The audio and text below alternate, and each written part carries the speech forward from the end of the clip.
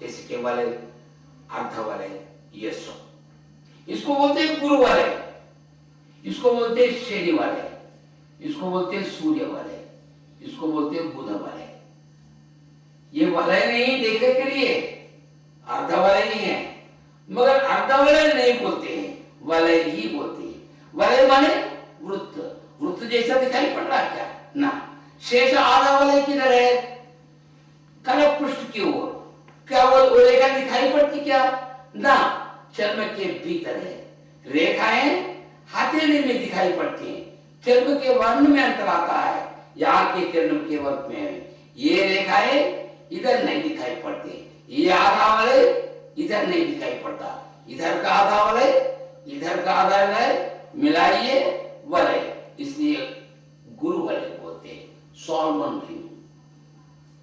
तो यानी इस प्रकार हमें समझना चाहिए।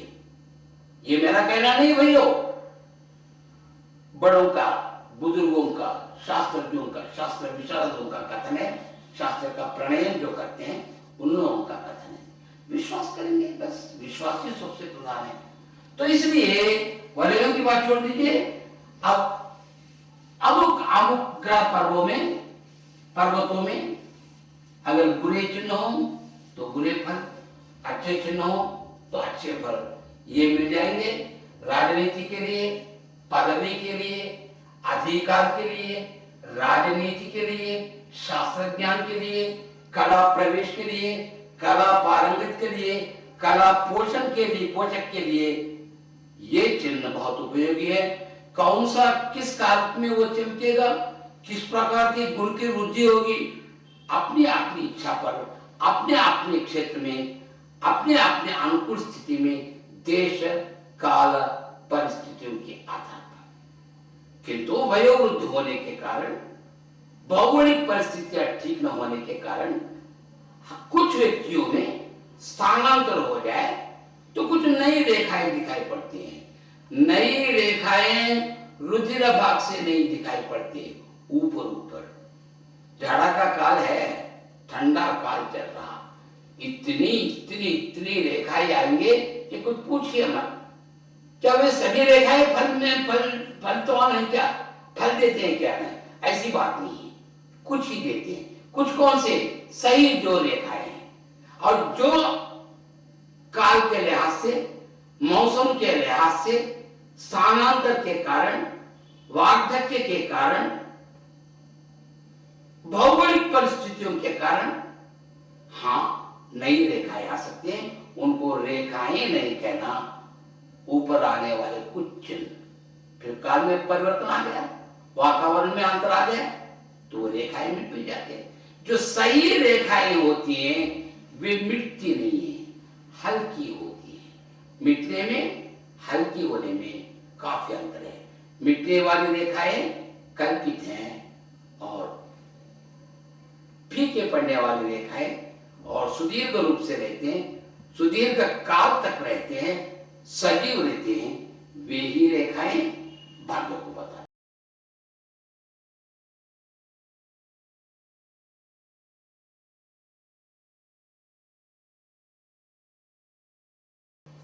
अब रही चौथी अंगुली,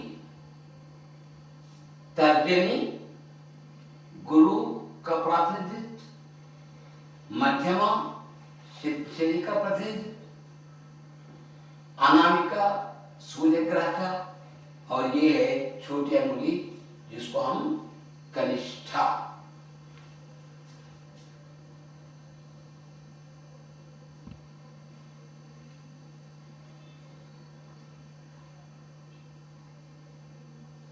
बुधांगुली,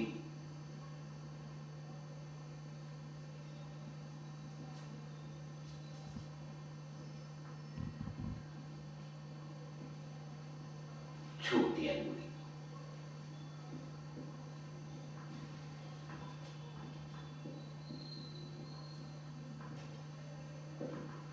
इसके लिए बुध ग्रह है।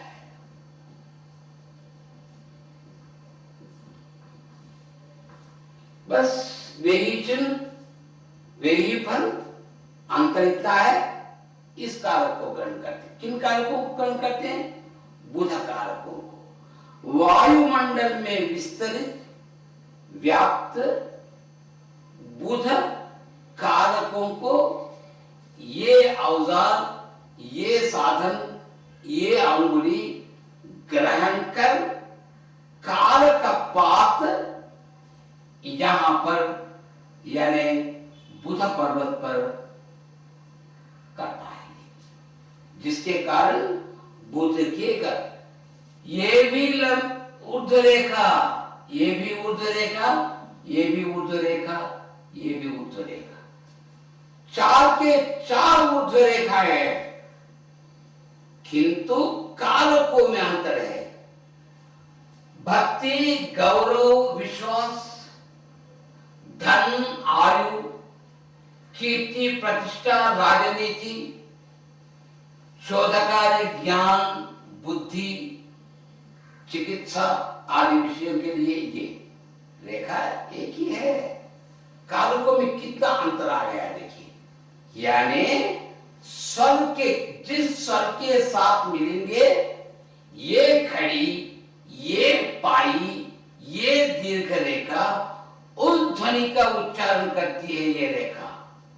यानी आ, ई, उ, ए, ध्वनियों में अंतर, यानी ये व्यंजन बन गए, ये स्वर बन गए। एक स्वर चिन्ह लगने तक, एक कारक रहने तक उसका पूरा फल नहीं रहता। बीच में कोई एक लकीर दिखाई पड़े, उसके बारे में हम क्या कह सकते हैं? क्या कोई तिलक है, या कोई शाखा है, या एक छड़ी है, क्या है? उसके बारे में कुछ नहीं हम वर्णन कर सकते। अमुक स्थान में रहने से उसका नाम आ जाता है।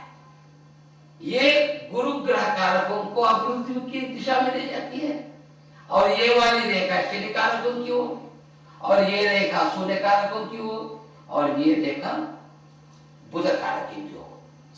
स्वर और व्यंजन इनको ध्यान लेंगे, उनकी ध्वनियों को जान लेंगे, उनके उच्चारण के चिन्हों को लगाएंगे, बस फल मिल ही जाएगी। इसीलिए तो इनको बताने के पहले, इन पाठों को सिखाने के बजाय, इनके प्रवचन करने के पहले मैंने वर्णमाला बता दी है, अक्षरमाला बता दी है। एक ध्वनि को सही उच्चारण देने के लिए एक स्वर का चिन्ह लगना चाहिए, तभी का, वही का के लिए की, नीचे एक उच्च चिन्ह लगाइएगा, कु,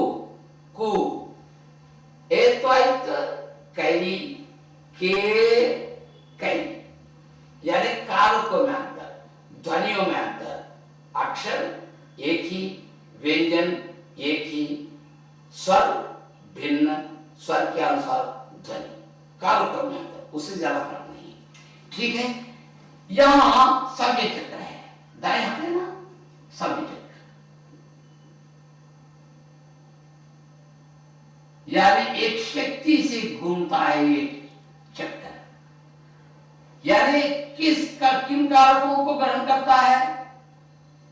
वातावरण में, वायुमंडल में विस्तरित बुध कारकों को ग्रहण कर उसमें उससे शक्ति प्रदान कर गोल चक्र के रूप में चक्र में एक शक्ति रहती है, शक्ति बढ़ती है।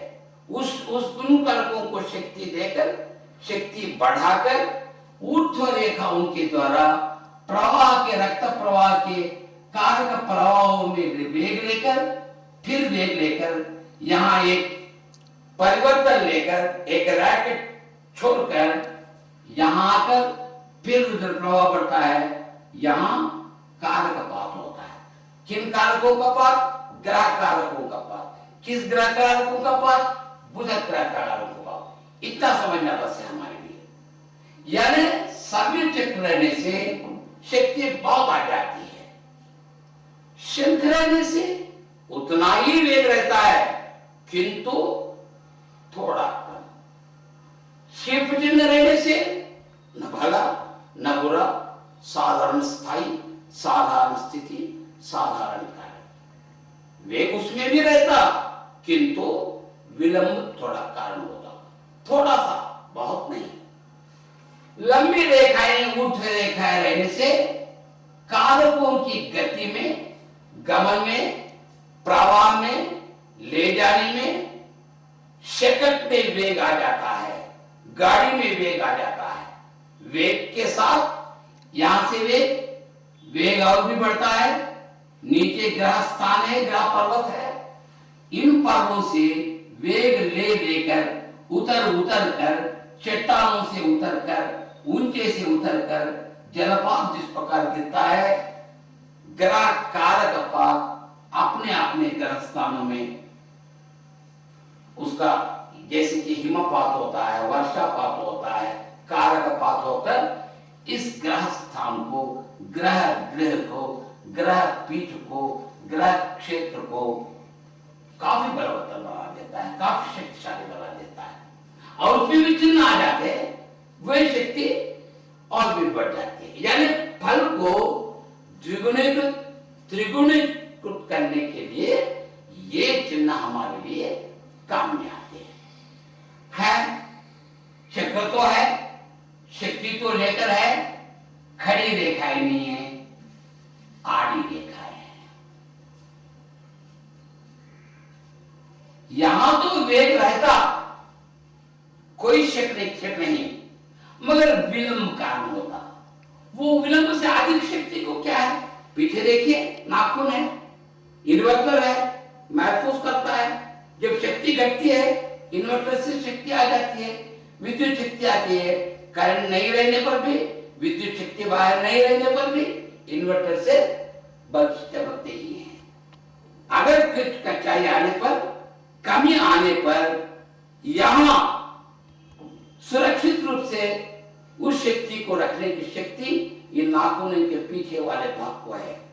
उस शक्ति को प्रयोग में लाकर धीरे धीरे कारक जरा चलते हुए मंदगमन से यहां आकर इसका पाठ होता है। सहजी मंदगमन होने से मंद रूप से ही चलता है, इसलिए यहां ऊर्ध्व रेखाएं अच्छी है, ठीक है। इसमें त्रिभुज आ गया समझिए, आड़ी रेखाएं नहीं है। बस त्रिगुणात्मक बुद्धि किसमें, बुद्धि में, व चतुरता में, यानी समझ स्फूर्ति में, शोध कार्य करने में, चिकित्सा शास्त्र के अध्ययन में काफी अंतर पड़ता है। सब फल देते हैं, शुभ फल देते हैं, शुभ जातक कहलाए जाते हैं। तो ऐसे फल मिलने के कारण त्रिगुणात्मक गुण देने वाले त्रिभुज, त्रिकोण अत्यंत शुभ फल है, वो है चिन्ह राशि। चतुर्भुज, हाँ चतुर्भुज है यहां पर, किंतु यहां गुण का चिन्ह है, यहां एक नक्षत्र चिन्ह भी है। ये दोष कारक हैं, कारकों में काफी कमी आ जाती है। तो ये क्या करता है, उन कमियों को हटाकर इस अंगुली के लिए, कारकों के लिए एक कवच बन जाता है, वज्र कवच, रक्षा कवच। रक्षा देने का एक पहनावा, एक पोशाक, एक वर्दी है वो। बस ये चतुर्भुज उतना फर्क पड़ता है। भगवान भला करे ये वह रेखा किसी को न हो, गुण का चिन्ह किसी को न हो। अगर गुण का चिन्ह ये कैंची, ये क्रास रहा तो दोषी कहलाएगा, झूठ बोलेगा, खाना पूसी करेगा, यानी कान से दरिद्र होते हैं। जो कोई सुनते हैं उस पर विश्वास करते हैं, उसी को विश्वास में लेते हैं और दूसरों को हानि पहुंचाते हैं। चोरी का गुण होता है इसमें, ये चेष्टा है। उतना ही नहीं, दुरभ्यास होते हैं, जुआबाजी होते हैं, बड़े बड़े पीवट होते हैं, ताश खेलते हैं, घोड़ों के खेलों में भाग लेते हैं। वो रहता है कुछ घोड़ लगे रह रहा है, घोड़े में घोड़ लगा रहता है ना, हॉर्स रेसिंग होते हैं, उसमें रुचि लेते हैं। देखिए एक भी सद्गुण है क्या उसमें, एक नहीं। फिर बुध ग्रह शोध कार्य करने के लिए उनके कारक होने पर भी, बुद्धि शक्ति उसकी होने पर भी क्या फायदा? एक बुरा चिन्ह किया मगर ये बुरा नहीं करेगा, वो द्वार है, वो द्वार द्वारा आया, स्वीकार करेंगे या नहीं? एक झाड़ू है ना उसको साफ करने के लिए, उसको बाहर निकाल नहीं देगा।